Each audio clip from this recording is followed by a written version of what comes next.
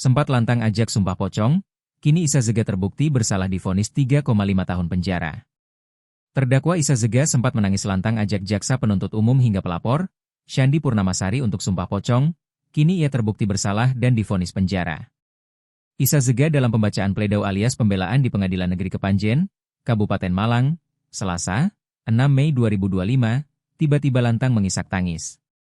Ia menantang jaksa dan Shandy Purnamasari untuk melakukan sumpah di bawah kitab suci dan sumpah pocong. Pasalnya, Isa Zega hingga pembacaan pledoi mengaku tak bersalah. Ia merasa tidak pernah berniat mencemarkan nama baik Shandy Purnamasari. Isa Zega juga membacakan tentang pasal tentang pengancaman hingga pemerasan yang dipasalkan terhadapnya.